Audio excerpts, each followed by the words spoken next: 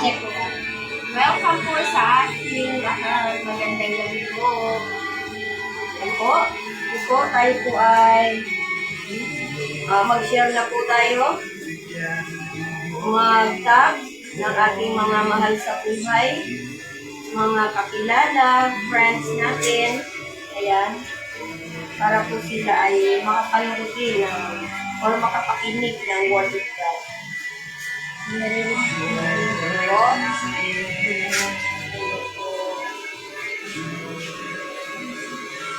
Sige po. Magandang gabi po sa ating lahat. Sige po, 5 minutes po para sa pagtag.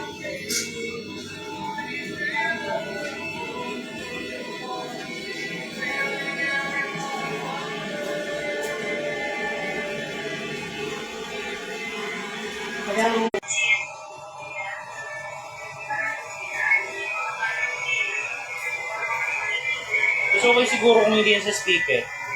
Huwag natin i-connect.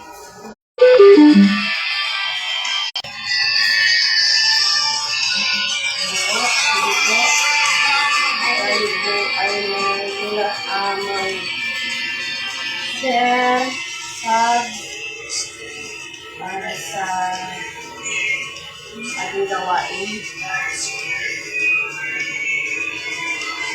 So po, welcome po sa atin.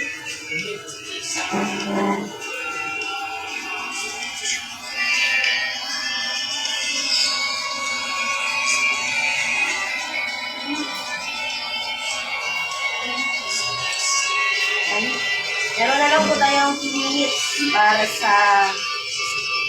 po sa pagtag. Pero tuloy-tuloy pa rin po kayo magtag. Para po sa ating pag-uumpisa, 1 minutes na lang po. Sige po. Mga kapatiran, meron po tayong 3 viewers. Sige po. Another 3 minutes kasi wala pa naman. Habang nagpaparami po tayo ng video. Spend tayo ng 3 minutes. Kasi wala pa naman video.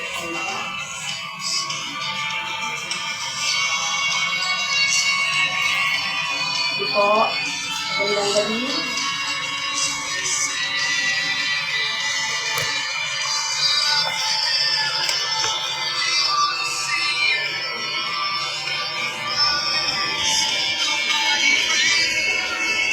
Lang po. Tag po tayo. Share.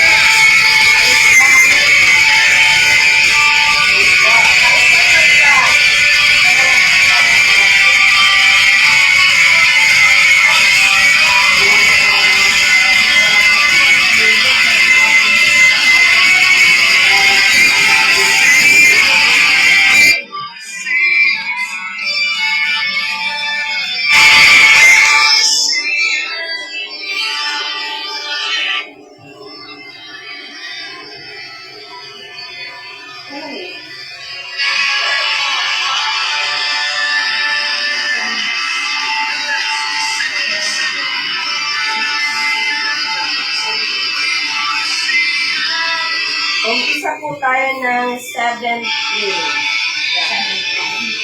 7:10.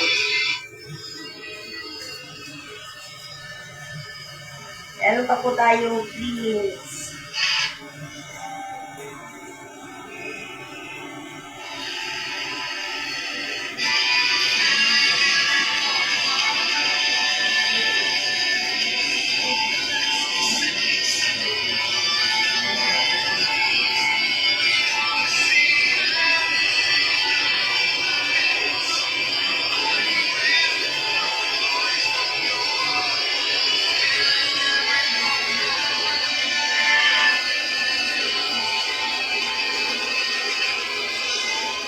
Hindi po, tanghal po tayo.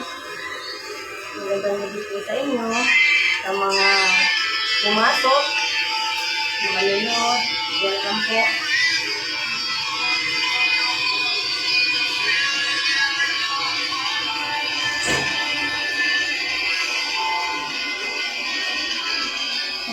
Pwede po na.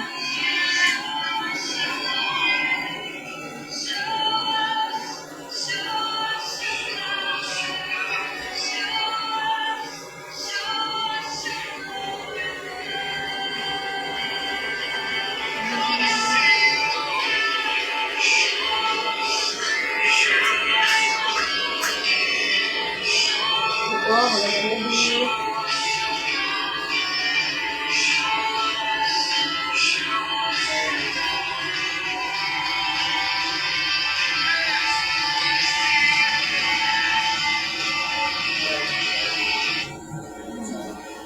Hi po sa ating live viewers. Welcome po sa atin.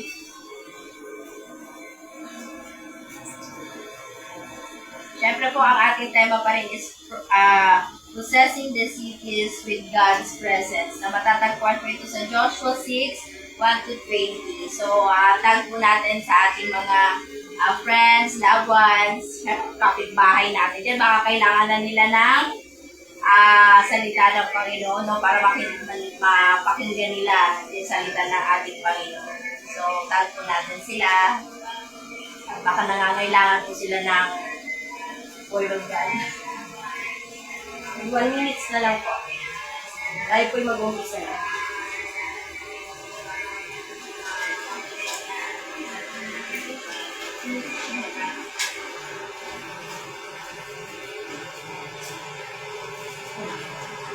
Ganyan.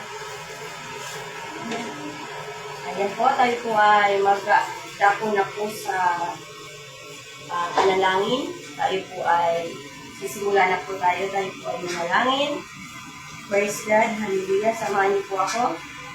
Amang banal, sa gabi po ito, O Diyos, narito po kami, Ama, sa gawain na ito, Ama, na patuloy mo, O Diyos, na ipinapagawa sa bawat isa po sa aming Panginoon. Lord, samahan niyo po kami, Ama, sa gawain na ito, Panginoon. Bagamat kami, Panginoon, Lord, walang kaalaman, hallelujah, wala kami, O Diyos, maipagmamalaki sa iyo, Panginoon. Ngunit, Panginoon, kami, Ama, ay umaasa lamang sa iyo, Ama, sa awa at habag mo sa bawat isa sa amin, Panginoon. Lord, patuloy mo kami samahan, Ama, sa gabi nito, sa paghahayag ng iyong salita, Panginoon, na marinig ng bawat isa sa amin, Ama, kung ano yung nais mo sa bawat isa sa amin, Panginoon. Kaya, Ama, hindi po namin ito, Ama, kaya kung wala ka sa aming buhay. Kami po, Ama, ay humihingi ng karunungan na ikaw po, O Diyos, ang magsasalita, Ama, sa gabi nito. Na patuloy mo po, O Diyos, gamitin ang aming mga labi, na kami, Ama, ay makapagbahagi, Panginoon, kung ano yung nais mo sa bawat isa sa aming, Panginoon. Na mawala sa aming, O Diyos, ang kaba, anumang, Panginoon, hiya. Lord, patuloy mo po ito i-review sa aming Panginoon, Lord. Dapat po, Ama, na maipakita po namin, Lord, ang iyong pagka-Diyos sa aming Panginoon, Lord God. Kaya, Ama, tinataas ka po namin sa gabi ito sa pangalan ni Jesus. Amen. So, dadako na po tayo sa testimony. Ayan. Ako po ang mauna. Maraming pong salamat sa Lord sa pagkakataon na ito na isa rin po kami sa nakabahagi ayan, sa programa po na ito na Kasi nga, kung sagana lang sa aking sarili is hindi ko po talaga kaya. Ngunit, ako po ay, sabi nga, kung sa akin lamang ay hindi ko kaya, ngunit talagang umaasa po ako sa Lord. Wala po tayong ibang maasahan, kundi ang Panginoon talaga po sa mga bagay na pagsunod. Hallelujah. Kasi kung sa kasarili lamang po natin kagustuhan, ay hindi ko po ito magagawa. Dahil po nandyan po yung awa at habag ng Panginoon. Ito po ay yung pinapatunayan ko po sa akin na kaya kong gawin ito dahil nandyan ang Lord sa buhay ko. Kung paano natin maipagmalaki si Lord sa buhay natin at kung ano yung ginawa ni Lord sa buhay natin. So, kung sa paggawa ng Lord sa buhay ko, so sabi ko nga is, hindi ko na maiisa-isa sa daming ang ginawa sa akin ng kabutihan ng Panginoon is talagang ang Lord ay hindi talaga ako pinagpuna. Ayan. Kaya, yun lamang po, itinataas ko po si Lord sa aking buhay dahil mabuti po si Lord sa buhay ng bawat isa sa akin. Sa ako naman po is, syempre, gusto ko nagpapasalamat kay Lord, no? Ito is biglaan. Biglaan yung ko dito kasi dapat si Papa yung kasama ni Mama para mag-share sa inyo, no? So, ako is nagpapasalamat kay Lord kasi patuloy siyang naghahari sa buhay ng aming pamilya, no? Tapos, salamat kay Lord sa bawat araw na dumarating na siya talaga yung nagbibigay lakas sa amin. Lalo na, syempre, hindi tayo mawawala ng mga problema sa buhay. Natural na yan sa atin at tayo Kristiyano. Tayo sumusunod din kay Lord. Ako lubos na nagpapasalamat sa Kanya. Pinataas at pinupuri ko si Lord sa buhay ko. Lalo na sa family rock ko, syempre. Ito is pinapasalamat ko din at naging bahagi ako ng Speak Life natin, no? Na kahit ilang minutes pa lang is hinatak na ako ni Sister June. Siyempre, ito ay may kaparaanan si Lord. Hindi lang sila, kundi si Lord ang may kagustuhan nito na ako ay yung kapalit. Kaya salamat kay Lord sa bawat araw na siya yung naghahari sa pamilya natin. So, syempre po, welcome pala sa atin. No? Day 43 na po tayo ng ating Speak Live. So, congratulations sa lahat ng umabot ng 43 sa panunood dito. No? Welcome po sa atin. Sige po. Tapos, nako na po tayo sa recap, no? Syempre, si Pastor Alvin yung namin dito sa Antipolo. So, kung inano po niya yung recap hapon, based kay Pastor, inano sa atin na, syempre, sa atin, may nag-create din sa atin, no? Creation natin si Lord. So, sa example lang ni Pastor Nel is yung cellphone. Syempre, may gumawa din ng cellphone, may nag-create din ng cellphone, no? May nag-create dito sa ating mundo. Syempre, si Lord. Lahat ng sa atin is may creation tayo, may architect sa mga sa kalsada, may architect. So, mayroon nagdi-design, no? Mayroon nagdi-design ng bawat bagay, mga baso, bagay, cellphone nga, yun, may disenyo ang cellphone, no? So, ano nga ba yung layunin ng cellphone sa atin? Diba?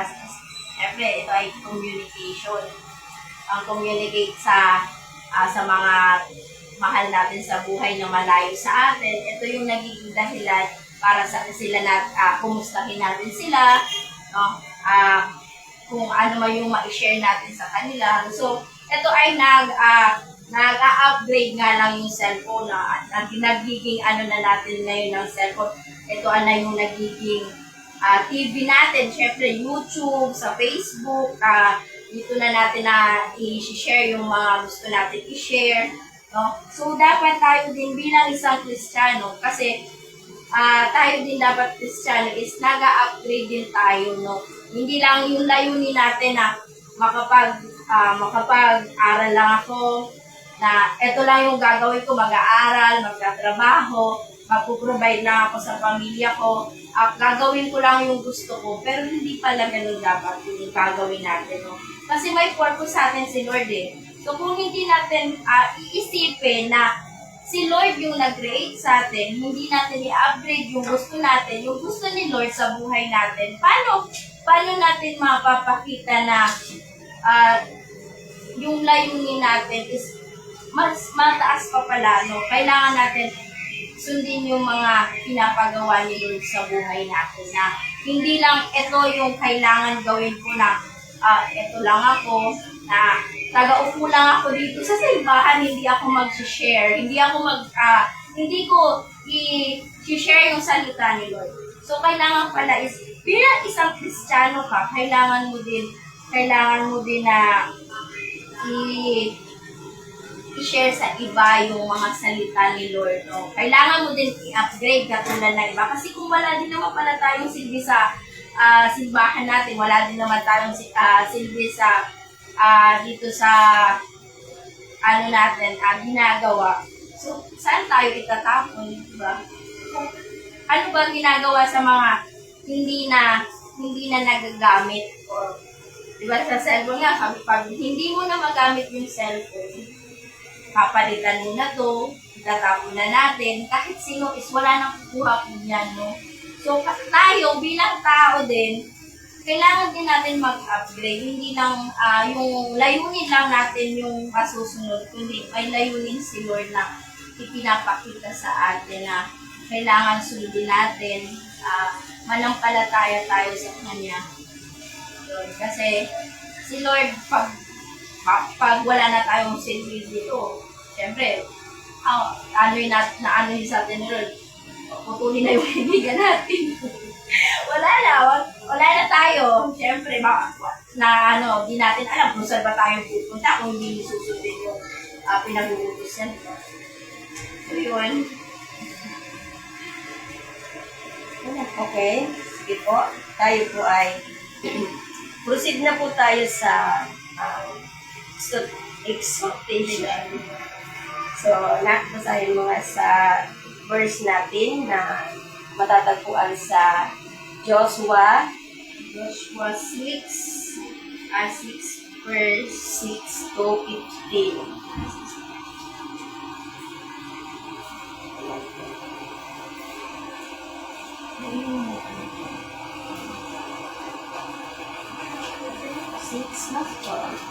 Sabi sa 6, kaya't tinawag ni Josue ang mga pari ng Israel at sinabi sa kanila, dalhin ninyo ang kabanang tupan ni Yahweh, maupo na ang 7 paring may dalang mga trompeta. 7 At sinabi naman niya sa mga taong bayan, lumakad na kayo, lumikid kayo sa lungsod at paunahin ninyo sa kaban ng tipan ni Yahweh ang mga sandatangang lalaki. 8 Tulad ng sinabi ni Josue, lumakad nga sa unahan ng kaban ng tipan ang 7 paring may dalang trompeta, at habang lumalakad ay inihipan nila ang mga ito. Nauuna sa mga pare ang unang hanay ng mga kawal, kasunod naman ng kaban ng tipan ang mga kawal na nasa paghulihanan. Samantala, walang tigil ang tunog ng mga trompeta. Dahil ngunit sinabi ni Josue sa mga tao, huwag kayong sisigaw o magsasalita man hanggang hindi kayo binibigyan ng higyan. 11 Sa utos nga ni Josue, inilid nila minsan sa lungsod ang kaban ng tipan ni Yahweh. Pagkatapos bumalik sila sa kampo at doon sila nagpalipas ng gabi. Well, kinabukasan, maagang bumangon si Josue, binuhat ng mga pare ang kaban ng tupa ni Yahweh. 13, at muling nauna rito ang 7 pare na walang tigil sa pagtihit ng mga nang dala nilang trumpeta. Muling pumwesto sa unahan nila ang unang hanay ng mga kawal, samantala ang mga panghuling hanay ay nasa likuran ng kaba ng tupa ni Yahweh. Patuloy ang pagtihit ng mga trumpeta. 14, nilibot nga nila minsan ang lungsod noong ikalawang araw at pagkatapos ay ibalik sila muli sa kampo. Ganito ang ginawa nila araw-araw sa loob ng 6 na araw. Din ang 7 araw, bumangon sila ng magbukang liwayway at lumibot ng 7 beses sa lungsod. Noon lamang nila ito lumibot ng 7 beses. 16, sa ikapitong libot, inihipan ng mga pare ang mga trumpeta at inutusan ni Josue sa mga tao, sumigaw na kayo sapagkat binigay na sa inyo ni Yahweh ang lungsod. Amen. So, kung mapapansin po natin dito sa verse na ito ay may pagsunod, di po ba? Kasi sabi nga dito, inutusan ni Joshua o ni Josue na sabi nga is, dalhin yung kaban, hallelujah. Na ito po yung sandata na kumbaga sa pakikipaglaban sana ay panglaban sa digmaan, pero dahil po sa meron po si Lord dito inatasan na dapat makasunod ng may kabanalan sa atin or sa mga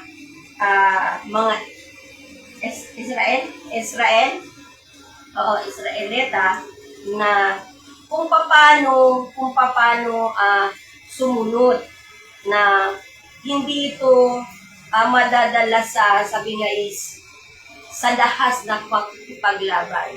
Ito ay dahil dito po ay may pagsunod po sa Lord. Nandun po yung pagsunod na may kaayusan dito ba? Kasi, di ba, dun sa pagsunod, di ba, doon nandun yung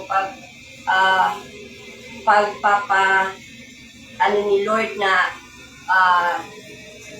dalhin, di ba? Dalhin, pag tinutusul kasi sa Israel at sinabi sa kanila ng dahil sa kayo ang kaban ng tupa ni Yahweh. Hallelujah. Yun yung binigay ni Lord na sabi nga is kumbaga sa pakikipaglaban. Ano po? Pero hindi po yun nila nagamit dahil po sa yun po sa paniniwala po nila, di ba? Pag yung sa faith nila na dun sa paglibot nila na is dun po sila praise God. Ayun po yung ginawa nila na lumibot sila ng anim na araw, 7 beses, di ba?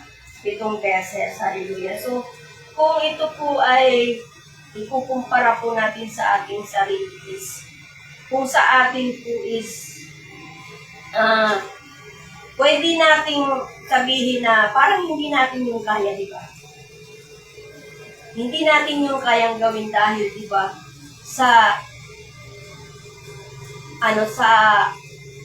isang araw ba yun? Na 6 at 7 beses nung libutin yung bayan ng Jericho, di ba? Ng Jericho. Pag sa atin is pagod na po tayo, wala na po tayo makapag kasi di ba? Tayo nga dito lang sa atin dito sa ating sa pamumuhay po natin, maging dito sa aming trabaho, di ba? Ako, sa buong maghapon, andun na yung mararamdaman ko na yung hirap, di ba?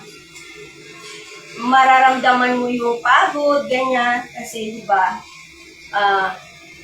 dahil po tayo ay sa laman, mararamdaman po natin yung pagod, di ba? Pero po sila, dahil po may pangako si Lord, may pangako po silang pinangahawakan, is talaga po, yun po yung patuloy nilang pinangahawakan. Ayan po, patuloy po yung nilang pinangahawakan na sa paggawa po nila is may inaasahan sila na gantimpala ni Lord. Yung pangako ni Lord na sabi dun sa is ayan. At sabi nga dito sa basahin mo anak dito sa 8. Kasi sa 7. Sinabi naman niya sa mga taong bayan, lumakad na kayo sa Luzon at paunahin ninyo ang manitiban, niyawin ang mga sadatang lalaki. Sabi ka? Sa 7. Tulad ng sinabi ni Josue, lumakad nga sa unahan ang kabalantipan at itong paring nila ng trompeta at ang lumalakan ay inihipan nila ang mga ito. Ayan. Sabi nga, habang sila'y lumalakad, iniihipan nila yung trompeta. Trompeta, di ba? Yun yung pinapaihipan nila upang, yun yung ano nila, pang-ingay. Pang-ingay. At dito sa 9, basahin mo sa 9. Nauuna sa mga pare ang unang hanay ng mga kawal, kasunod naman ng kabalantipan ang mga kawal na nasa panghuling hanay, samantala walang tigil ang puno ng mga propeta. Dahil ngunit sinabi ni Josue sa mga tao, huwag kayong sisigaw o magsasalita man, hanggang hindi ko kayo binibigyan ng kumpiyansa. Di po ba? Na, kumbaga is, ito yung may pakikinig sa Panginoon, maging sa ating sarili. Diba? Kailangan natin na makinig sa sinig ng Panginoon. Di ba? Kasi, kung tayo ay yung sarili lang natin na kagustuhan, kung sa sarili lang natin kakayahan na hindi tayo nakikinig sa tinig ng Panginoon. So, kung sa buhay natin is wala tayong mapapala sa buhay natin. Kaya nandun yung sabi ng Panginoon na kung wala pa siyang hudyat yung sinabi na o sige, kayo ay humiyaw, di po ba? Magsalita. Hallelujah. So, dapat, hallelujah, di ba dun lang sila talaga humiyaw at nagpatunog ng kanilang trompeta. So, ganun din po sa atin, hallelujah, sa buhay natin, na kailangan po natin pakinggan si Lord. Kasi, kadalasan, sa buhay natin, hindi ko pinatatangi sa sarili ko na minsan, hindi lang, siguro madalas, di ba, na nami-misplace natin or sa sarili ko na hindi ko napapakinggan ang gusto ng Panginoon sa buhay ko. Kasi di ba, maraming si Lord is, siya yung nagpuprovide, di ba? Si Lord ay maraming ginawa sa buhay ko, pero may time pa rin na minsan nami-misplace ko yung gusto ng Panginoon sa buhay. Dahil siguro sa mga pagsubok, di ba? Pero sabi ng Panginoon, pag tayo sinusubok, is mas lalo tayong tumibay. Kasi, yun yung pagsubok na darating sa buhay natin is, yun yung katatagan natin sa ating buhay. Ito ba? Lalo na pagka isa din ito sa challenge sa buhay sa pamilya ko. Kaya sa pamilya ko is siyempre gusto ko talaga sama-sama kami at magkaisa kami. Pero di ba iba-iba talaga yung ating sarili. Hindi natin masabi na yung gusto ko ganun din sila na sila ay yung parang yung pakiramdam ko na sabi ko, mahiya tayo sa Lord. Kasi marami kung sa akin lamang, simple nahihiya ako sa Lord. Sa kabila ng madaming ginawa si Lord sa buhay ko, is wala. Ang gusto ko is dapat talaga sumunod sa kalooban ng Panginoon. Kasi diba, yun ang gusto ng Panginoon tayo ay sumunod sa kalooban niya. Makinig sa kanyang mga tinig, ganyan. Pero, diba, sabi ko nga is, minsan, nababaliwala. Kasi diba, sa mga bagay or sa mga battle, diba, na kailangan kong daan. Unang-una, siyempre, minsan kinakahinaan ko ng lakas, yung aking asawa, ganyan. Kasi gusto ko talaga is yung matibay bang pundasyon, di ba? Na magsasama-sama. Kaya sinasabi ko nga sa partner ko na, ano pa ba yung pinagkakaabalahan mo? Is dapat mas lalo tayong mag-abala sa kalooban ng Lord. Kasi sabi ko, maiiwan din niya natin eh. Diba? Maiiwan natin yun. Yung mga bagay na yan. Kasi, lalo na sa panahon ngayon, diba? Na malapit nang dumating si Lord. Kailangan natin talaga na mas lalo natin na patibayin yung ating faith. Katulad ng ginawa dito ng mga tagasunod ni Lord, na nandun yung pagsunod na sila ay may inaasahan. Katulad din ng itinuturo sa atin ni Pastor Alvin na tayo ay pinapaunawa sa atin kung paano tayo sumunod sa kalooban ng Panginoon. Kasi, di ba, kung wala yung mga pastor, hindi natin na tayo ay nandun pala nakabatay din yung natin sa Bible upang maunawaan natin yung mensahe ng Lord sa atin. Di ba? Yung may pananampalataya tayo. Kaya, sabi dito is, pakinggan natin ang tinig ng Panginoon. Hindi tayo yung basta-basta lamang gagawa sa ating sarili. So, pakinggan po natin ang Panginoon kung ano po yung nais ng Panginoon sa atin. Alam po. So, ito naman. Siyempre po, tayo is, lahat naman talagang may pinagdadaan. Lahat may journey sa tingin. So, ang pinaghawakan lang po ng mga nila host dito is yung pananampalataya, no? Pananampalataya nila kay Lord, yung pagsunod nila, kung paano ba dapat sila susunod kay Lord, no? Sinabi ni Lord kung ganito yung gawin nyo, walang sinabi si Lord, bahala kayo sa buhay nyo. So, may binigay si Lord na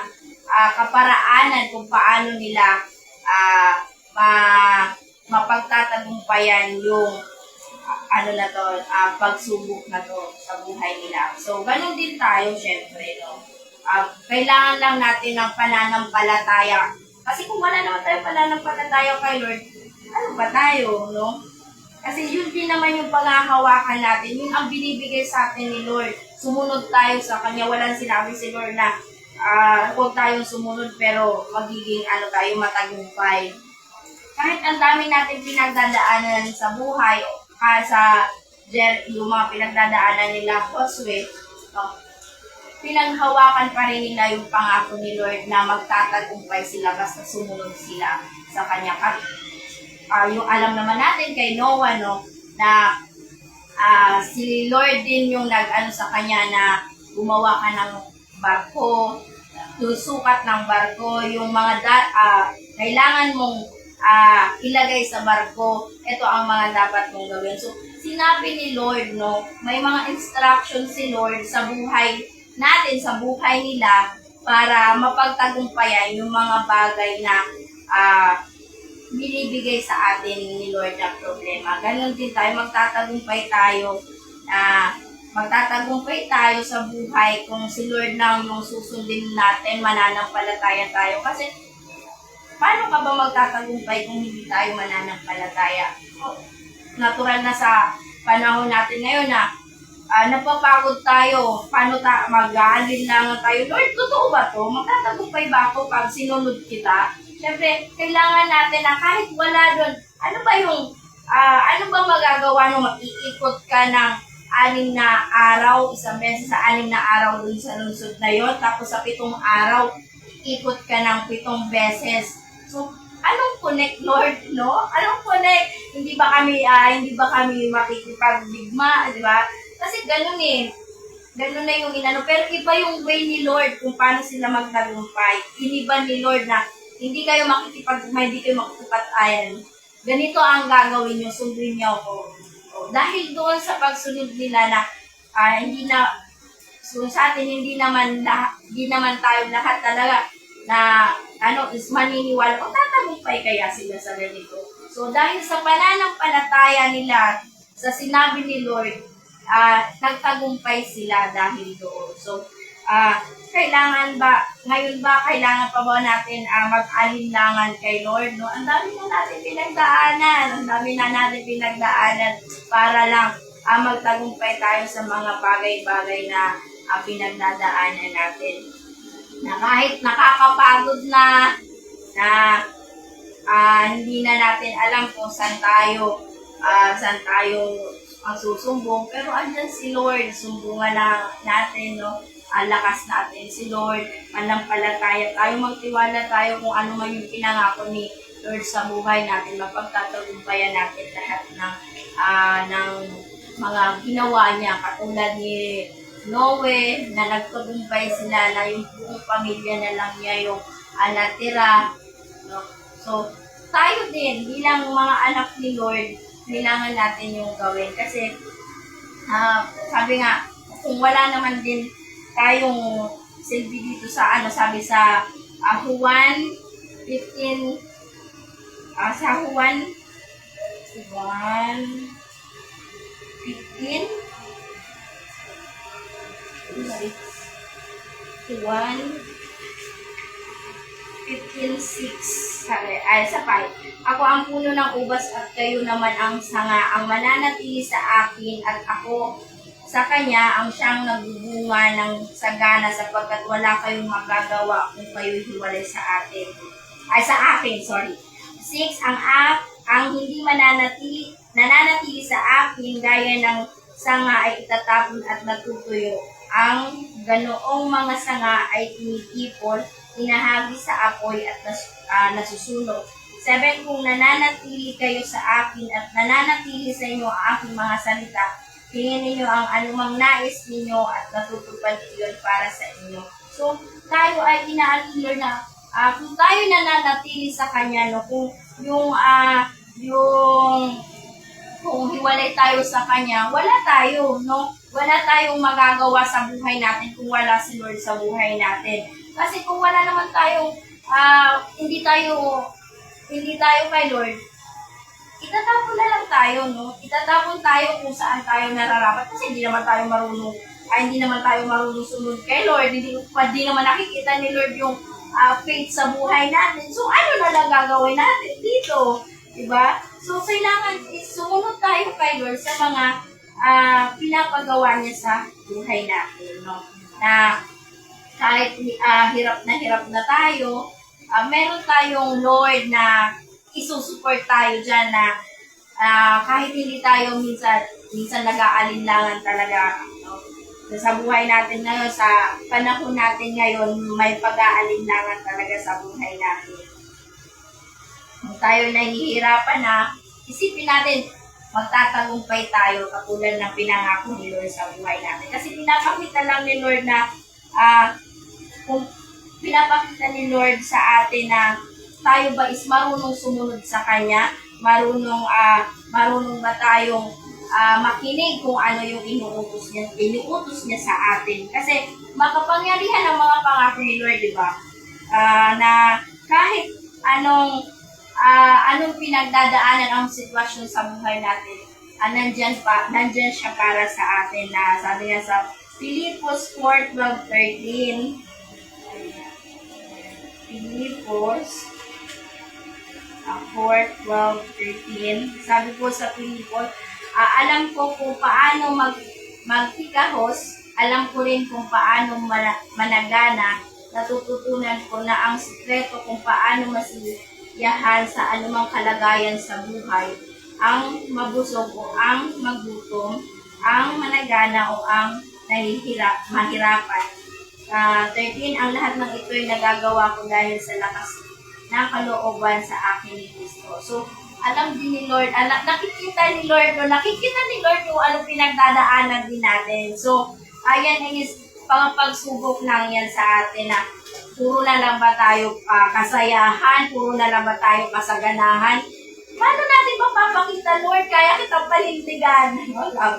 Kaya kita, Lord, panindigan, no? Kaya kita ipagmalaki kung sino ka sa buhay ko. Ganon, dapat tayo kay Lord. Kasi kung wala si Lord sa buhay natin, patay po tayo. No? Sabi ko, walang pananampalataya tayo kay Lord. Patay tayo. Kaya kailangan natin magtiwala, manampalataya tayo sa Lord. Sumunod na tayo. Kailan pa ba tayo susunod? Kailan matanda na tayo?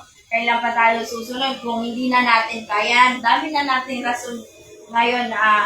Nung ako dati kasi nakilala ko si Lord, bata pa ako dahil kay Sister Joy. No? Sa Tapel pa kami. Nakilala ko si Lord dahil sa kanya. So, kami lang magkakapatid. 3 kami. So, papasalamat kami kay Lord sa pamilya sa Lisi, syempre na dahil sa kanila is natutunan, nakilala ng pamilya namin si Lord sa buhay namin. Syempre hindi mo expected kung saan, hindi mo kung saan ba talaga yung saan bang relihiyon ka dapat. No? So, syempre yung tanggap ka ng pamilya, tanggap ka ng natin kung saan tayo. Kaya tayo kay Lord na magpasalamat kung ano yung mga ginagawa niya sa buhay natin, na kahit hirap na hirap pagsubok natin na kung ano pinagdadaanan natin, kailangan ipagpasalamat pa rin natin yung kay Lord. Kasi lahat ng ginagawa, kahirapan tayo, lahat yan is kaya natin ipagtagumpayan basta nakasama natin si Lord. Yun lang yung inaanon sa atin ng aklat ng ang ni Joshua, no? Na kahit anong pagdaanan natin, basta nandyan kasama natin si Lord sa buhay natin. Walang mahirap, walang tinuturuan lang tayo ni Lord kung paano sumunod ng tama. Kasi kung hindi tayo marunong sumunod sa magulang natin, magulang ko siyempre may mga may mga utos na hindi din naman nasusunod. Pero si Lord kasi is kailangan hindi ka magkamali. Kailangan sundin mo talaga si Lord ng wala kang pag-aalinlangan. Kailangan mapakita natin kay Lord na kung gaano siya sa ating buhay, gaano siya kabuti sa buhay natin, no? Na tayo ay merong Diyos sa buhay natin. Itatabi pa ba natin si Lord? Ang dami mo nang pinagdaan, tumanda ka na sa pananampalataya, pero nag-aalinlangan ka pa rin na may kaya siyang gawin na yung mga pangako niya is napuputol pa ba? Diba? Tumanda ka na sa church para mapatunayan natin kay Lord na may mga pangako siya na kaya niyang panalo tayo sa buhay natin. So,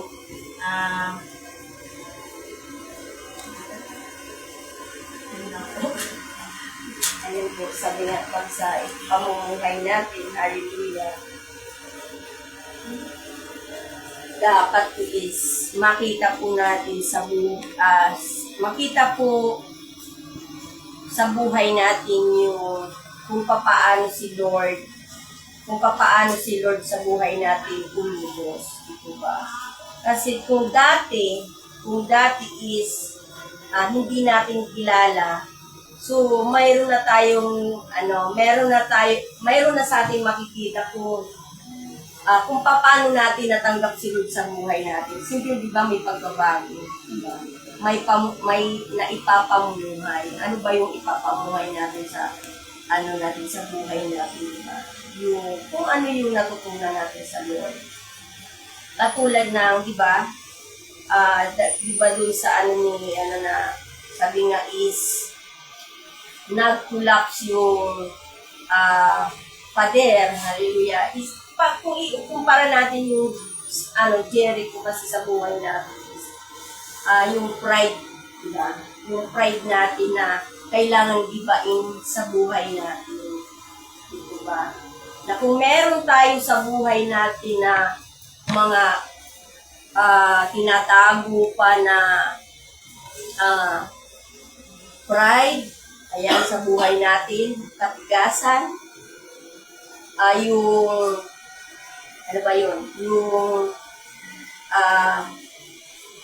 yung sa pag-agam-agam natin sa ating sarili. So, yun yung dapat na kailangan na magiba sa buhay natin, di ba?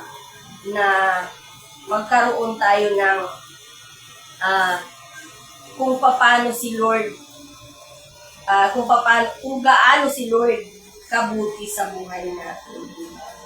Is nakikita po yun sa buhay natin. Hindi po pwedeng hindi po makikita sa atin. Kasi kung walang makikita sa atin na pagbabago na walang nagiba, di ba? Sa buhay natin is walang pundasyon, di ba? Walang pundasyon na matibay na in-apply natin sa ating buhay, di ba? Dapat mayroon sa ating nakikita si Lord, di ba? Kasi si Lord ay kaayusan yung inano po sa mga Israelite na sa pagsunod, di ba? Sa pagsunod po nila is nandun talaga yung tagumpay. So tayo naman is magtatagumpay po tayo dahil yun po yung pangako ni Lord, di ba? Yun yung pangako ni Lord. Promise ng Lord sa atin na sabi ni Lord is babalik siya at isasama niya tayo, di ba? Isasama niya tayo at makakasama niya, di ba? Kalimutan ko yung verse na. Isasama niya tayo dahil makakasama tayo sa kanyang hakain, di ba? Yung sa ni Lord. Napakaganda yung pangako niya dun sa atin. So, di ba? Is, kung yun po yung ating, kasi marami tayong battle na kakaharapin di ba? So, yung pagsunod po natin is, hindi lamang basta-basta.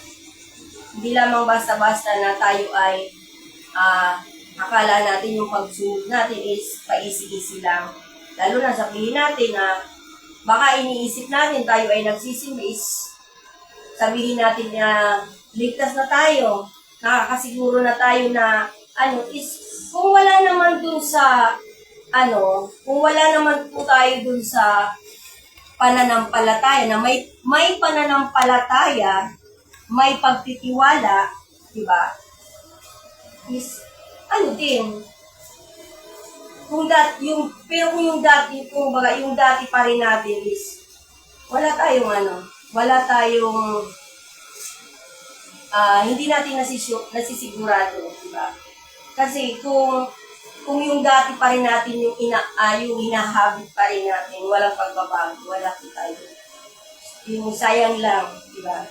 Sayang lang yung paglilingkod natin na, yung pagpapagod natin, ganyan. Yung pagtsatsaga natin na pabalik-balik, ganyan. So, parang wala rin kung hindi po sa atin makikita yung pagbabago. Diba? So, kailangan is may nakikita po sa buhay natin kung gaano po si Lord kumilos sa buhay natin. So,